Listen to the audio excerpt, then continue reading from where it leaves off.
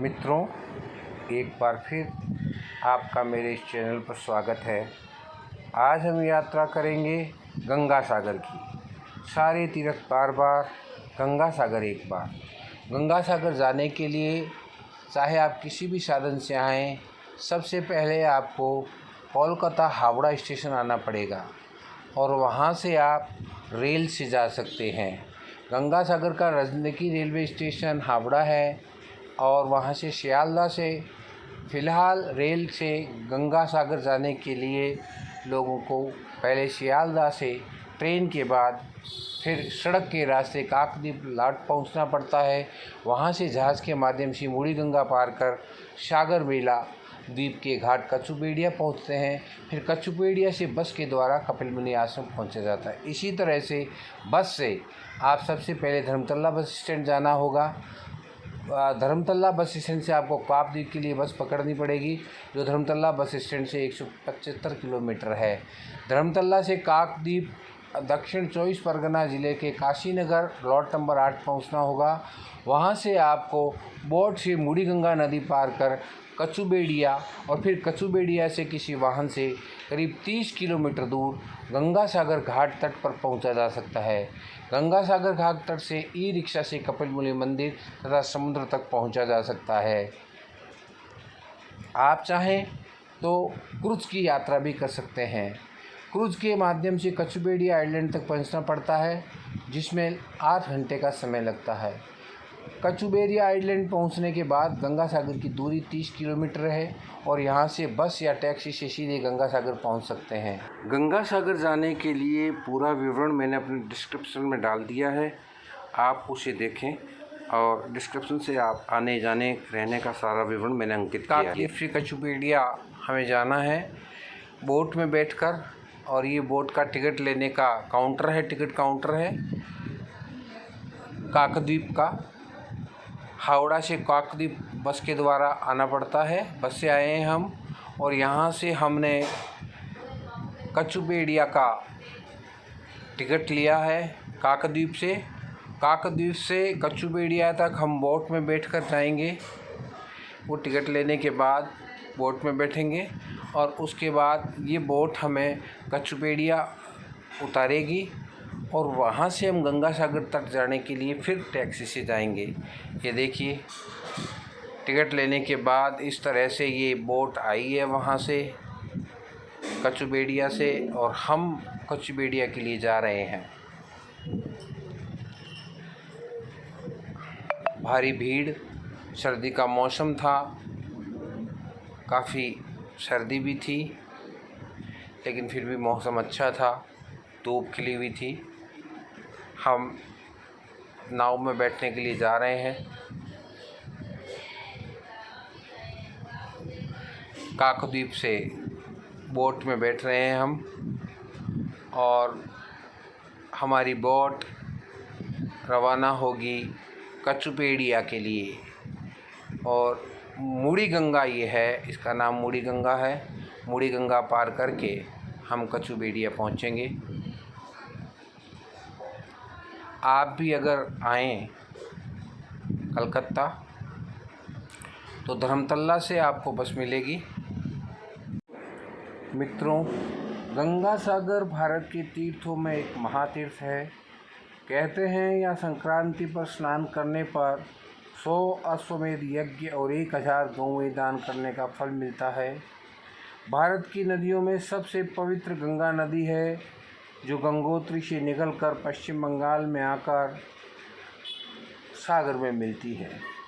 गंगा का जहाँ सागर से मिलन होता है, उस स्थान को गंगा सागर कहते हैं। इसे सागर द्वीप भी कहा जाता है। यह स्थान देश में आयोजित होने वाले तमाम बड़े मेलों में से एक गंगा सागर मेला के लिए सदियों से विख्यात है। हिंदू धर्म ग्रंथों में इसकी चर्चा मोक्ष धाम के तौर पर की गई है, जहां मकर संक्रांति के मौके पर दुनिया भर से लाखों श्रद्धालु मोक्ष की कामना लेकर आते हैं और सागर संगम में पुण्य की डुबकी लगाते हैं। पश्चिम बंगाल के दक्षिण 24 परगना जिले में स्थित इस तीर्थ स्थल पर कपिल मुनि का मंदिर है। जिन्होंने भगवान राम के पूर्वज और इक्ष्वाकु वंश के राजा सागर के 60,000 पुत्रों का उद्धार किया था। मान्यता है कि यहाँ मकर संक्रांति पर पुण्य स्नान करने से मोक्ष का मार्ग मिलता है। मान्यता है कि गंगा सागर की तीर्थ यात्रा सैकड़ों तीर्थ यात्राओं के समान है। इसकी पुष्टि एक लोकोक्ति से होती है, जिसमें कहा गया है कि सारे तीर्थ बार बार, गंगा सागर एक बार। हालांकि ये उस समय की बात है जब साधन नहीं थे। अब गंगा सागर जाने के बहुत से साधन हो गए हैं, लेकिन आज भी ये उक्ति चरितार्थ होती है और सभी कहते हैं, सारे तीर्थ बार बार, गंगा सागर एक बार। काकद्वीप से करीब आधे घंटे का सफ़र हमने पानी के जहाज़ में किया। ये देखिए, दूर दूर तक फैला समुद्र मूड़ी गंगा के नाम से प्रसिद्ध है ये।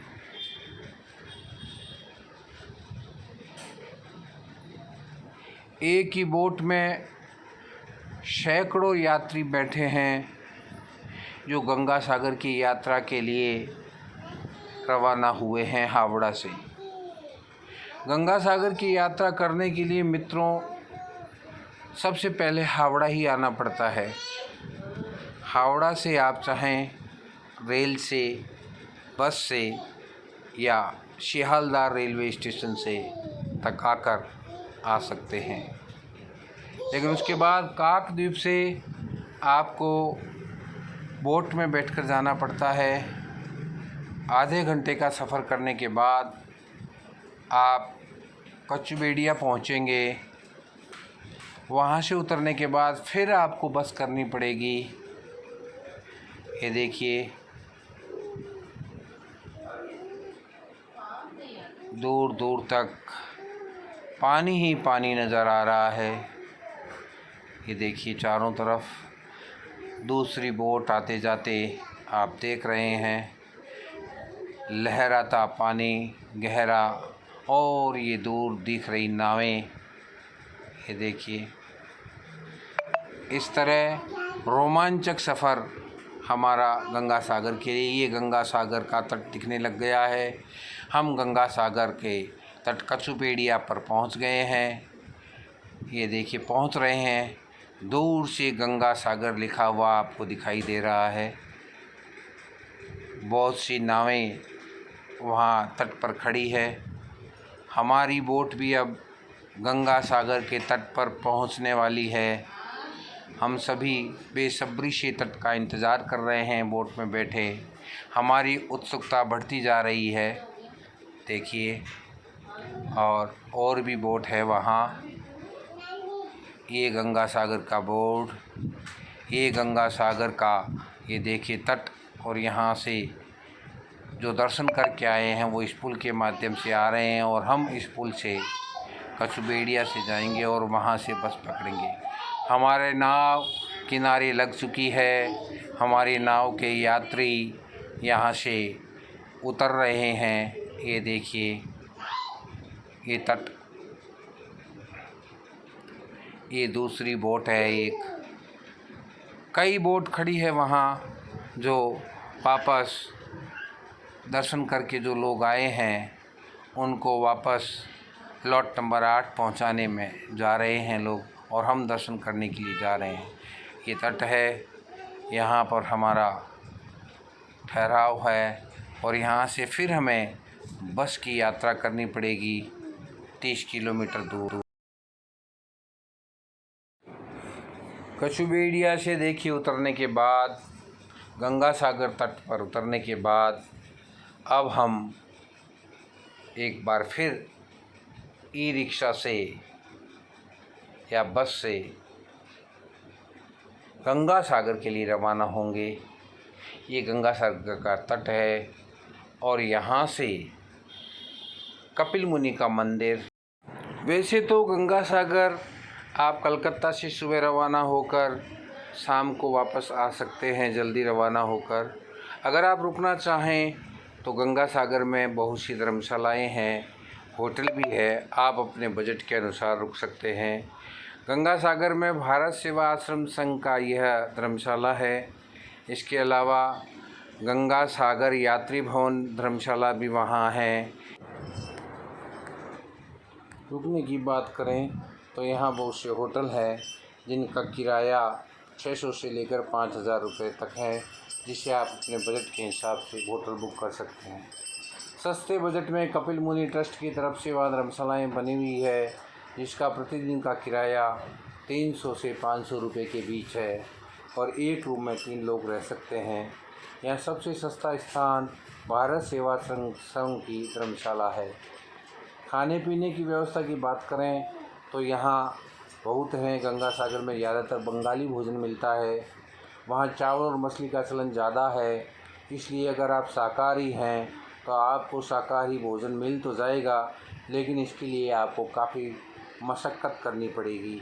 इसलिए अच्छा ये रहेगा कि आप अपने हिसाब से खाने की सामग्री लेकर जाएं, ताकि आपको वहाँ परेशानी नहीं हो। वैसे तो गंगा सागर आप कलकत्ता से सुबह जल्दी निकलकर गंगा सागर आकर जा सकते हैं, लेकिन यदि आप वहाँ रुकना चाहें तो एक रात रुकना वहाँ काफ़ी है, इसलिए अपना बेस कैंप कोलकाता ही बनाएं। गंगा सागर के बारे में, कपिल मुनि के बारे में 2 किंवदंतियाँ हैं। ऐसा माना जाता है कि ऋषि मुनियों के लिए गृहस्थ आश्रम का या पारिवारिक जीवन वर्जित होता है। जो कहानी है वो इस प्रकार है। विष्णु जी के कहने पर कपिल मुनि के पिता कर्दम ऋषि ने गृहस्थ आश्रम में प्रवेश किया, लेकिन उन्होंने भगवान विष्णु के समक्ष शर्त रखी कि ऐसे में भगवान विष्णु को उनके पुत्र के रूप में जन्म लेना होगा। भगवान विष्णु ने शर्त मान ली और कपिल मुनि का जन्म हुआ। कपिल मुनि को विष्णु का अवतार माना जाता है। आगे चलकर गंगा और सागर के मिलन स्थल पर कपिल मुनि आश्रम बनाकर तप करने लगे। इस दौरान राजा सागर ने अश्वमेध यज्ञ आयोजित किया। इसके बाद यज्ञ के अश्वों को स्वतंत्र छोड़ दिया गया। ऐसी परिपाटी है कि जहाँ से ये गुजरते हैं ये राज्य अधीनता स्वीकार करते हैं। अश्व को रोकने वाले राजा को युद्ध करना पड़ता है। राजा सागर ने यज्ञ अश्वों की रक्षा के लिए उनके साथ अपने 60,000 पुत्रों को भेजा। खोजने पर यज्ञ अश्व कपिल मुनि के आश्रम में मिले। सागर पुत्र साधनारत ऋषि से नाराज़ हो गए और उन्हें अपशब्द कहने लगे। ऋषि ने नाराज़ होकर उन्हें शापित किया और उन सभी को अपने नेत्रों के तेज से भस्म कर दिया। ऐसा कहा जाता है मुनि के श्राप के कारण उनकी आत्मा को मुक्ति नहीं मिल सकी। काफ़ी वर्षों के बाद राजा सागर के पुत्र राजा भगीरथ कपिल मुनि से माफ़ी मांगने पहुँचे। कहा जाता है कि कपिल मुनि राजा भगीरथ के व्यवहार से प्रसन्न हुए। उन्होंने कहा कि गंगा जल से ही राजा सागर के 60,000 मृत पुत्रों का मोक्ष संभव है। राजा भागीरथ ने अपने अथक प्रयास और तप से गंगा को धरती पर उतारा। अपने पुरखों के भस्म स्थान पर गंगा को मकर संक्रांति के दिन लाकर उनकी आत्मा को मुक्ति और शांति दिलाई। यही स्थान गंगा सागर कहलाया, इसलिए यह स्नान का इतना महत्व है। कपिल मुनि के बारे में, गंगा सागर के बारे में एक दूसरी कथा भी प्रचलित है, वो जो लगभग इसी प्रकार इससे मिलती जुलती ही है। कहा जाता है कि एक बार भगवान राम के पूर्वज राजा सागर के द्वारा घोड़े छोड़े गए। वे घोड़े अश्वमेध यज्ञ के घोड़े थे। भगवान इंद्र ने पकड़कर महाराज कपिल मुनि के आश्रम में इन घोड़ों को बांध दिया, जिससे राजा सागर परेशान होकर अपने 60,000 पुत्रों को घोड़े ढूंढने के लिए भेजते हैं। उनके सभी पुत्र संपूर्ण पृथ्वीलोक से घोड़ा ढूंढने निकलते हैं। ढूंढते ढूंढते उनके सभी पुत्र कपिल मुनि के आश्रम में पहुंचते हैं तो घोड़े को वहां बंधा देखकर कपिल मुनि को चोर समझ लेते हैं और उन्हें भला बुरा बोलने लगते हैं। तब कपिल मुनि लज्जित होकर सभी को वहीं पर भस्म होने का श्राप दे देते हैं और वो सभी भस्म हो जाते हैं। बहुत दिन बीत जाने के बाद जब राजा सगर के कोई भी पुत्र वापस नहीं लौटते, तब वे अपने पौत्र अंशुमान को उनकी खोज के लिए भेजते हैं। अंशुमान अपने सभी चाचाओं को खोजते हुए जब ऋषि कपिल के आश्रम में पहुंचते हैं तो उसे पता चलता है कि ये सभी अब इस दुनिया से विदा हो चुके हैं। और कपिल मुनि अंशुमान से कहते हैं कि अगर कोई भी राजा सगर का वंशज माँ गंगा को धरती लोक में इसी स्थान पर लेकर आएगा, तभी उसके सभी 60,000 पुत्रों को मोक्ष मिलेगी। तभी से अयोध्या में राजाओं के कई वंशजों ने गंगा जी को धरती पर लाने के लिए घोर तपस्या की, लेकिन कोई सफल नहीं हुए। अंत में उन्हीं के वंशज राजा भगीरथ के घोर तपोबल से माँ गंगा जी प्रसन्न होकर पृथ्वी पर आने को राजी हुई। गंगा जी ने धरती में आने से पहले भगीरथ से कहा कि जिस समय मैं धरती में प्रस्थान करूंगी तो वहाँ मेरे तेज वेग को रोकने के लिए कोई उपस्थित होना चाहिए। तब भगीरथ ने तपस्या करके भगवान शिव को अपनी जटाओं में गंगा को लेने के लिए प्रसन्न किया। तब गंगा जी गंगोत्री में पहली बार धरती पर अपने चरण रखती है और वहाँ से तेज जलधाराओं के साथ बहने लगती है। स्वर्ग से तेज धाराओं के साथ आती हुई माँ गंगा के प्रवाह को भगवान शिव अपनी जटाओं में बांध लेते हैं और वहाँ से गंगा 7 धाराओं में बंट जाती है। भगीरथ माँ गंगा को अपने पूर्वजों के भस्म वाले स्थान पर रास्ता दिखाते हुए लेकर आगे आगे चलते रहते हैं और गंगा सागर पहुंचकर उनके पूर्वजों का उद्धार करते हुए माँ गंगा पुनः बंगाल की खाड़ी में समा जाती है। अगर आप गंगा सागर जाएं तो गंगा सागर में किस तरह से आप स्नान करें, कैसे ध्यान पूजन करें, तो कहा जाता है कि सागर और गंगा के संगम स्थान पर स्नान करके सूर्य देवता को अर्घ्य दिया जाता है तथा गंगा में पुष्प, नारियल, यज्ञोपवीत भेंट करके पूजा करने से माँ गंगा मनुष्य के पापों से मुक्त कर देती है, ऐसा माना जाता है। समुद्र में पूजन तथा पिंडदान कर पितरों को जल अवश्य अर्पित करना चाहिए। इसके बाद सागर तट पर स्थित कपिल मुनि के मंदिर में भगवान विष्णु की पूजा की जाती है। ये मंदिर 4 अन्य मंदिरों के साथ 1960 के दशक में एक तूफान में नष्ट हो गया था। कपिल मुनि मंदिर ही एक ऐसा मंदिर था जिसका जीर्णोद्धार हुआ। गंगा सागर में 1973 में कपिल ऋषि का मंदिर फिर से बनवाया गया, जिसमें बीच में कपिल ऋषि की मूर्ति स्थापित है। मूर्ति की एक तरफ राजा भगीरथ को गोद में लिए हुए गंगा जी की मूर्ति स्थापित है, वहीं दूसरी तरफ राजा सगर और हनुमान जी की मूर्ति है। माना जाता है कि मोक्ष प्राप्त करने के बाद कपिल मुनि वापस आए थे, इसलिए कपिल मुनि को लोगों द्वारा उनके पापों को मिटाने में मदद करने के लिए पूजा जाता है।